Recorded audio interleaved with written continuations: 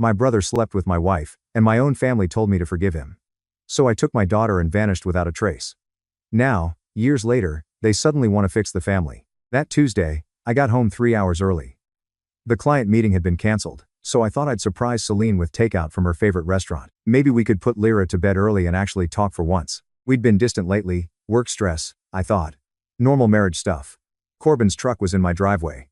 My younger brother didn't visit often. We weren't close, not really. Different lives, different priorities. But family is family, right? That's what our parents always said. I walked in through the front door, grocery bag in one hand, briefcase in the other. They were all in the living room. My parents sat on the couch. Celine in the armchair, hands folded in her lap. Corbin standing by the window, arms crossed. Everyone turned when I entered, like they'd been waiting. "Hey," I said slowly. "What's going on?" My mother spoke first. "We need to talk, as a family." I set down the groceries. Something was wrong. The air felt rehearsed, like they'd already had this conversation without me. "Okay," I said. "Talk." Celine wouldn't meet my eyes. Corbin looked at the floor. My father cleared his throat. "There's been a situation," Dad said. "A complication. We've discussed it, and we think the best path forward is I'm pregnant." Celine cut in. Her voice was flat. "Matter of fact." I blinked. "We've been trying for a second kid for 2 years. Doctors said it probably wouldn't happen. And now, that's amazing," I started, but something in her face stopped me cold. She still wouldn't look at me. "It's mine," Corbin said quietly. The words hung there. I heard them, understood the sounds, but my brain couldn't process the meaning. "What?" I said. "The baby," Corbin continued, finally meeting my eyes. "It's mine, not yours." I looked at Celine. She was crying now, silent tears running down her face. But she didn't deny it. "How long?" I asked. My voice sounded distant, like it belonged to someone else. 6 months, she whispered. 6 months. Half a year. While I was working late to pay for the house renovations she wanted. While I was taking Lyra to gymnastics every Tuesday. While I was trying to be a good husband, a good father, a good brother. I turned to my parents. Surely they'd. "We know you're angry," Mom said. "We understand. But this situation affects the whole family." "The whole family," I repeated. "Corbin made a mistake," Dad said. "Celine made a mistake. But what's done is done. The question now is how we move forward."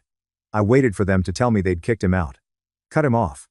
Chosen me. "We think," Mom continued carefully, "that the best thing for everyone is if we work through this together. The baby is coming regardless. Fighting won't change that." "Fighting?" I said. "Corbin is your brother," Dad said. His voice had that tone, the one from childhood, when he was explaining why I had to share my toys, why I had to be the bigger person, why blood mattered most. "He's family. This is messy and painful, but family stays together. You want me to forgive him?" It wasn't a question. "We want you to think about what matters most," Mom said. "Pride or family unity?" I looked at Corbin. He had the decency to look uncomfortable, at least. "You have anything to say?" I asked him. He shrugged. Actually shrugged. "I'm sorry, man. It just happened. 6 months doesn't just happen. Blood matters more than pride," Dad said. Those exact words. Like he'd prepared them. I looked around the room, at my wife, who'd been sleeping with my brother for half a year, at my brother, who'd been sleeping with my wife, at my parents, who'd already decided this was something I should get over. I'd come home expecting a quiet Tuesday night. Instead, I'd walked into an intervention for their guilt. "I need some air," I said. "Wait." Mom started, but I was already moving. I went upstairs, pulled a duffel bag from the closet, started throwing in clothes. Celine appeared in the doorway. "Where are you going?" she asked. "Away." "For how long?"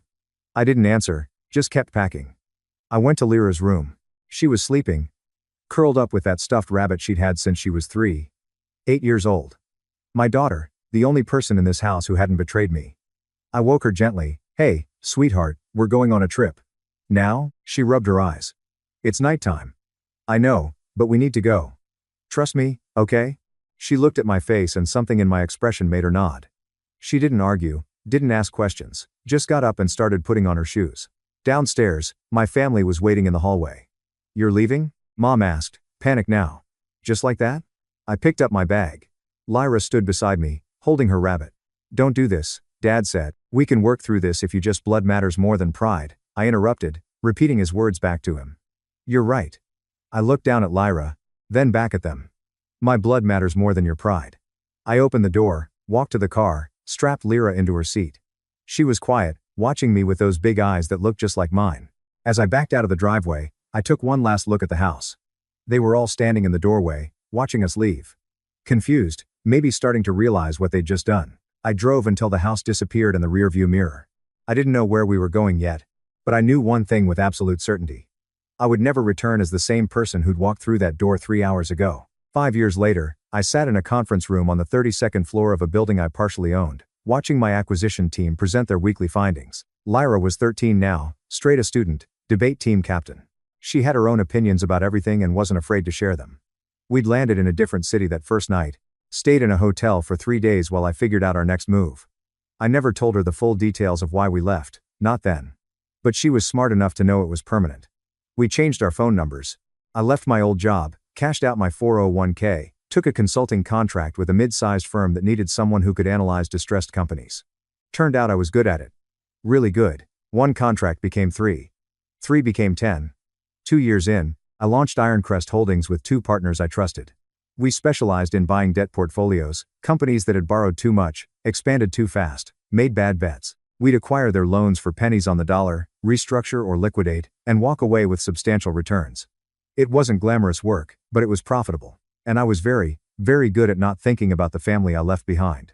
Next item, my partner, Quincy, said, sliding a folder across the table. Construction company.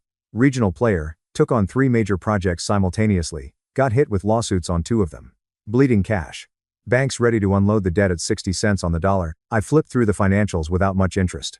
Construction companies were messy, labor disputes, material cost overruns, subcontractor drama. We usually passed on them.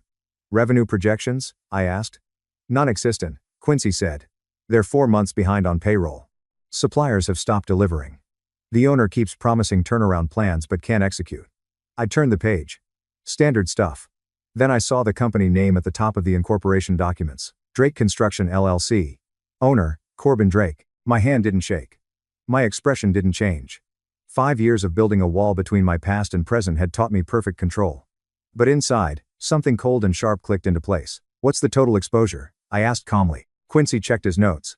$2.3 million in outstanding loans. Plus another $800,000 in liens and judgments. The company's technically insolvent. Collateral? Equipment, mostly. Some real estate. And he paused, flipping pages. Looks like the owner's parents co-signed on the primary note. Used their house as additional collateral 2 years ago when the bank demanded more security. Of course they did. My assistant, Tara, was watching me carefully. She'd been with me since year 2, knew my patterns. Everything okay? She asked. Fine, I said. What's the bank asking? Like I said, 60 cents on the dollar. They want it off their books by end of quarter. I did the math. 1.4 million to buy debt worth 2.3 million with a house attached. If we foreclosed, we own everything. Thoughts? Quincy asked. Normally, I'd say pass. Construction's outside our wheelhouse. But the collateral ratio is solid. Tara was still watching me. She'd noticed something. The owner's name, I said carefully. Drake. That's not common. Small regional outfit. Quincy said with a shrug. Owner's probably some guy who thought he could expand faster than his capital allowed. Tale as old as time. I closed the folder. Set it down gently. Buy it, I said. Quincy blinked. The whole portfolio? We usually take time, too. All of it. The construction company debt, the equipment liens, everything. And check if the mortgage on that house is part of the package. If not, acquire it separately. That's aggressive, Tara said quietly. What's the play? I met her eyes. The play is we own the debt. What happens after that, we'll decide once we have control. Quincy made a note. I'll draft the offer. Should have term sheets by Friday. Expedite it. I want this closed in 2 weeks. After the meeting, Tara lingered. You know him, she said. Not a question, I used to. Bad history? The worst kind. She nodded slowly. We don't have to do this. There are other deals. No, I said. We're doing this one. She left. I sat alone in the conference room, looking out at the city skyline. Somewhere, 3 hours away in my hometown, Corbin was probably drowning in stress, bills piling up. Creditors calling. Maybe asking our parents for more help. Maybe they'd already given everything they had. I picked up the folder again, opened it to the financial statements. Studied the pattern of decline. The desperate refinancing attempts, the slow-motion collapse. They'd chosen him 5 years ago. Told me blood mattered more than pride. Now I'd see how much their blood was really worth. My phone buzzed. Unknown number. I almost ignored it. Spam calls were constant. But something made me look at the area code. My hometown. 5 years of absolute silence, and now this. I stared at the screen as it rang. Once. Twice. On the third ring, I answered. Hello? Silence on the other end. Then breathing. Someone gathering courage. It's me. My mother's voice said. Shaky. Uncertain. Please don't hang up. I said nothing. Just waited. It's about Corbin, she continued, words coming faster now. His company, the construction business. It's in trouble. Serious trouble. The bank is threatening to foreclose and we don't know what to do. I leaned back in my chair, looking out at the city below. 5 years of silence, and this was what broke it. Not an apology, not regret, a request. We used the house to help him, she said. 2 years ago. He needed capital and the bank wouldn't lend without more collateral, so we co-signed. Put up the house. We thought it would be temporary, just until he got back on his feet. Of course they did. But it got worse. She continued. The lawsuits, the contracts falling through. He tried, he really did. But now the bank is saying they're going to seize everything. The business, the equipment, our house. We could lose it all. I could hear her crying now. Soft, desperate sounds. The family needs you, she said. Please. Come home. We can sit down. Talk this through. You were always the smart one. The one who could figure things out. Maybe you can help us find a solution. Is Celine still with him? I asked. My first words since answering. Mom hesitated. No. That ended a while ago. 2 years. Maybe. It didn't work out between them. What happened to the kid? Corbin has him. She left. Just walked away when things got hard. The irony was almost beautiful. They destroyed my marriage for an affair that collapsed under its own weight. Celine had abandoned the child she'd chosen over our family. And now Corbin was raising a kid alone while his company imploded. We made mistakes, Mom said. I know that. Your father knows that. We should have handled things differently 5 years ago, but we're still family. That has to mean something. I let the silence stretch again. Please. She whispered. Just come home. One conversation. That's all we're asking. I heard shuffling. Then my father's voice. Son. He said, trying for authoritative, landing on desperate. I know we hurt you. What happened back then, we made the wrong call. But this is different. This is about survival. Corbin has a child to think about. Your mother and I could lose the house we've lived in for 30 years. I said nothing. We need to sit down. He continued, face to face. Talk this through like adults. You've built something impressive. Your mother looked up your company. We're proud of you. Really. And maybe with your expertise, you can see an angle we're missing. Proud, the word was almost funny. Come home. He said. Let's fix the family. Isn't that worth one trip? More silence. I could hear my mother crying in the background. Please. Dad said, his voice cracking. Just come home. One conversation. That's all we need. I let them wait. Let the hope build. Let them think the silence meant I was considering it. I'll think about it, I said finally. Thank you. Mom said, grabbing the phone back. Relief flooding her voice. Thank you. When can you? I hung up. Set the phone down on my desk. Sat perfectly still for a full minute. They wanted to fix the family. Wanted me to come home, sit at that same table where they told me to forgive Corbin. Wanted me to use my success, the success I'd built in the ashes of what they destroyed, to save them. Blood matters more than pride. That's what my father had said. I picked up my office phone, dialed my lawyer's direct line. It's me. I said when he answered. That Drake construction acquisition we discussed this morning, I want you to proceed with foreclosure. Standard timeline. Both properties? He asked. The business and the residential mortgage? Both properties. Any grace period? Sometimes with family situations. No grace period. I said. Follow the contract terms exactly. No extensions, no negotiations, no courtesy calls. Understood. He said. I'll have the notices prepared. I hung up, opened my laptop, pulled up my email. New message. To my mother's email address, which I still remembered. Subject. Coming home. I left the body completely blank. Just attached 2 files. Drake Construction Foreclosure Notice.pdf. Drake Residential Mortgage Foreclosure Notice.pdf. My cursor hovered over the send button. 5 years ago, they'd asked me to choose between pride and family. They'd made their choice clear. Now I was making mine. I clicked send. The email sat in my sent folder. 2 attachments. 0 words. I closed my laptop and went home. I imagined my mother opened that email within minutes. She'd been waiting by her phone since we hung up, probably refreshing her inbox every 30 seconds. I imagined she saw my name in her inbox and felt relief, hope. Maybe he's coming home after all. I imagined she clicked it open, saw the blank message body, frowned in confusion. Then saw the attachments. I imagine her hand shaking as she opened the first PDF, scanning the legal language, not understanding at first. Then seeing Drake Construction LLC at the top. Notice of default and foreclosure. I imagine the second one loading slower. Her heart already racing. Residential mortgage foreclosure notice. And then the creditor name at the bottom of both documents, Ironcrest Holdings. My company. I imagine the moment it clicked. The phone slipping from her hands. The sound she made. My phone rang 17 minutes after I sent the email. I let it ring twice. Poured myself a drink. Sat down on my couch. Answered on the third ring. What is this? My mother's voice was barely recognizable. High-pitched. Panicked. What are you doing? Sending documents. I said calmly. You asked me to think about it. I did. You? She was hyperventilating. You own the loans? You own Corbin's debt? You own our mortgage? I bought them 3 weeks ago, I said. Before you ever called. The silence was heavy. I could hear her breathing. Trying to process. You knew? She whispered. When I called you. When I begged you. You already knew? Yes. And you listened to me beg and you didn't say anything? You asked me to fix the family, I said. I'm fixing it my way, I heard fumbling. My father's voice, distant, what's wrong? What is it? Then he was on the phone. What the hell did you send her? She's foreclosure notices, I said. Both properties. Corbin's business and your house. Silence. Different from my mother's. This was shock turning to rage. This is revenge? He said finally. You destroy your own family over something that happened 5 years ago? I'm not destroying anything, I said. I'm collecting on debts. That's business. Business? This is your brother. Your mother and I raised you. You raised me to believe family loyalty mattered. I cut him off. Then you proved it didn't. Not when it came to choosing sides.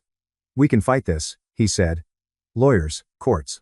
You can't just read the fine print on Corbin's foreclosure notice, I interrupted. Page 7, the clause about dispute resolution. I heard papers rustling. A long pause. 2 years ago, when Corbin's company was desperate, he borrowed from a private lender. That was one of my shell companies. He signed away his litigation rights as part of the agreement. It's ironclad. My lawyers made sure of it. You planned this? Dad said slowly. You've been planning this for years. No. I said. I built a business. But when your debt crossed my desk. Yes. I planned what came next. How long do we have? His voice was hollow now, defeated. 60 days. Standard foreclosure timeline. My mother grabbed the phone back. Please, she sobbed. We'll apologize. We'll do anything. What do you want? Money? We'll find it somehow. Just tell us what you want. I closed my eyes. 5 years ago, I would have given anything to hear her say those words. 5 years ago, an apology might have mattered. 5 years ago, I would have taken an apology, I said quietly. You chose differently. We were wrong, she cried. We know that now. We've known it for years. We just didn't know how to shouting in the background. Corbin's voice. Let me talk to him. Sounds of struggle. Then my brother on the line. You B-word, he snarled. You self-righteous petty B-word. You're going to ruin us over a mistake? I have a son, a 4-year-old son. What's he supposed to? I hung up. Blocked all 3 numbers. Sat in the quiet of my living room. Lyra was at the dining table behind me doing homework. She'd been there the whole time, listening. Was that them? She asked without looking up from her math problems. Yeah. You okay? I took a sip of my drink. I'm perfect. She nodded. Went back to her homework. That's the thing about Lyra. She understood. Had understood since she was 8 years old watching me pack that duffel bag. She'd asked me once when she was 11 why we never talked to them. I told her the truth. All of it. She listened, then said, good. I don't want to talk to them either. My daughter knew the value of loyalty. Knew what it meant when people chose convenience over character. She was 13 now. Sharper than I'd ever been at that age. I went back to work the next day. Ignored the blocked call attempts that showed up as notifications. 17 in the first 24 hours. Then 32. Then they stopped. 3 days later, Tara brought me a certified letter that had arrived at the office. Return address, my parents' house. I stared at the envelope on my desk for a full hour before touching it.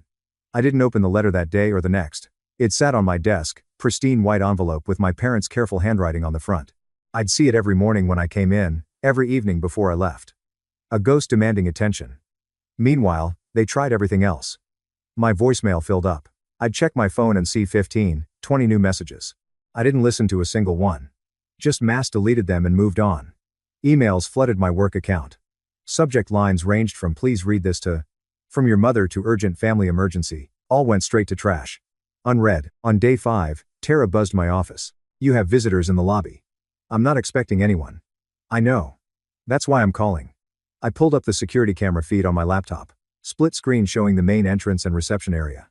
My parents sat in the waiting area. Mom clutching her purse. Dad staring at the elevator doors like he could will them open through force of thought. "Tell them I'm unavailable." I said. "Already did." "They said they'll wait." I checked the camera feed every hour. They didn't move, didn't leave. Just sat there in those uncomfortable lobby chairs, aging in real time. I wasn't even in the building. I've been working from our secondary office across town all week, monitoring everything remotely. Old habit from my consulting days, always have a backup location. At 5:00 p.m., I watched them finally stand up. Mom said something to the receptionist. Dad's shoulders were slumped. They walked out slowly, like they'd aged a decade in 6 hours. They came back the next day. And the day after that. On the third day, I sent company-wide instructions. If anyone named Drake showed up, building security was to politely but firmly escort them out. Trespassing protocols. They stopped coming. 2 days later, I finally opened the certified letter. Handwritten. My mother's careful cursive online notebook paper. 5 pages. I don't know how to start this. I've written this letter 20 times and thrown it away 20 times. But I need you to know we were wrong. Completely, devastatingly wrong. She detailed everything. The financial collapse. The loans they couldn't pay. The house they were about to lose. Corbin's business in ruins. His son, my nephew, she emphasized, facing an unstable future. We chose wrong 5 years ago. We know that now. We've known it for years but didn't know how to reach you. How to say we're sorry. And now it might be too late. Please. If you ever loved us. If family ever meant anything.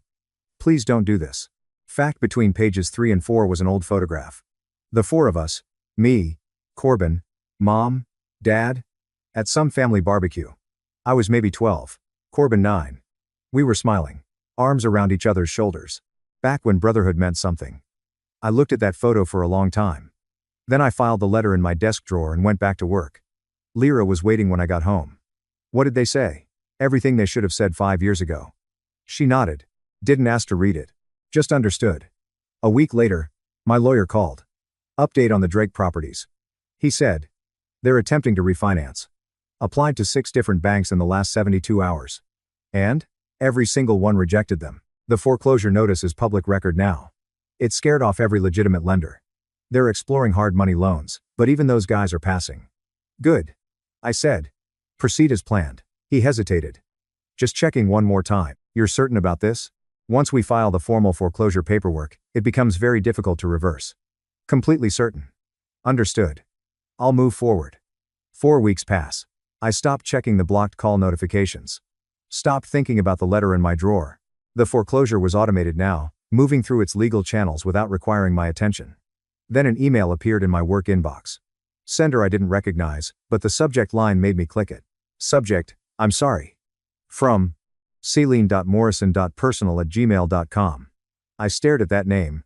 My ex-wife. I'd successfully avoided thinking about her for 5 years, and now here she was, reaching out like we were old friends reconnecting. I opened it. I know I have no right to contact you. I know you probably hate me. You should. But I've been thinking about you a lot lately. Corbin told me what's happening with the foreclosure. With your parents losing their house. I don't know if this helps. But I need you to know I destroyed everything for nothing. He left me when our son was 2. Said he couldn't handle being a father. Now he has custody anyway because I couldn't handle it either. The irony isn't lost on me. You deserved better. You deserved everything I couldn't give you. And I'm sorry. I don't know if helping them would help you heal. Maybe it would. Maybe forgiveness is the path forward for everyone. I wanted you to know I'm sorry. For all of it. I read it twice. Then I hit reply. You're right. I deserved better. So I built better. Without any of you. Don't contact me again. I blocked her email address. That weekend, I took Lyra to her favorite restaurant. Italian place downtown with real tablecloths and candles. She ordered the lobster ravioli, same as always. Halfway through dinner, she set down her fork. Do you ever feel bad? She asked. About what's happening to them. I considered the question honestly. No. I feel nothing. That's how I know I made the right choice. She nodded slowly. Good. Me, neither. We finished our meal in comfortable silence. My phone rang as we were leaving. My lawyer. I almost let it go to voicemail, but something made me answer. Unexpected development, he said. They found someone willing to buy the house and pay off the debt. I stopped walking. Who? Local businessman. Former client of Corbin's, apparently, wants to help them out. But there's a condition. What condition? The buyer wants to meet you first. Says he won't move forward without your approval. I stood on the sidewalk, Lyra watching me carefully. Why would he need my approval? I asked. He says he knows the history. Wants to make sure this isn't interfering with something you're trying to accomplish. A stranger wanting to rescue my family, asking for my permission first. He's waiting for your response, my lawyer said. Will you meet with him? I agreed to one meeting. Neutral location. My lawyer's conference room. 20 minutes, max. The buyer was a man named Wallace Pruitt. Mid-50s. Weathered hands. Contractor's build. He stood when I entered, offered a firm handshake. Appreciate you coming, he said. I know this is unusual. It is. I agreed. Sitting down. Why do you want to buy my parents' house? Worked with your brother about 7 years back. Wallace said, small project, but he did good work. Honest, on time, quality. Before everything went sideways, he pulled out a folder. I've done well for myself. Got the capital to help. And I believe in paying forward good treatment. But I also believe in respecting people's business. And you think this is just business? I asked. I think it's complicated. He said. I know the history. Not my place to judge. But they're desperate, and I can help. Question is whether you'll allow it. I leaned back. You'd pay fair market value for the house? I would. They'd walk away clear. You'd profit. Seems like everyone wins. Except me learning they face consequences. Wallace nodded slowly. Sounds like they already have. 5 years of losing you was the real consequence. Wasn't it? I studied him, trying to read an angle. A manipulation. Found none. Just a businessman who'd been treated well once, wanting to return the favor. You're not wrong. I said finally. But I'm not interested in fair market value. His expression didn't change. What are you interested in? 15% below market. They take that deal or lose everything. And they have 48 hours to decide. Not a minute more. Wallace considered this. That's harsh. That's generous. I corrected. Compared to foreclosure. He extended his hand. Deal. I'll make the offer today. The transaction closed in 12 days. My parents sold their house at a loss. Moved to a 2-bedroom apartment on the other side of town. Corbin's business was liquidated, assets sold off, debts settled. He got a regular job with a construction crew. Hourly wage, no ownership. I received the final payment, closed the file, and never spoke to any of them again. 6 months later, I was working from home when my email dinged. Spam filter had caught something trying to reach my inbox. Sender, my mother.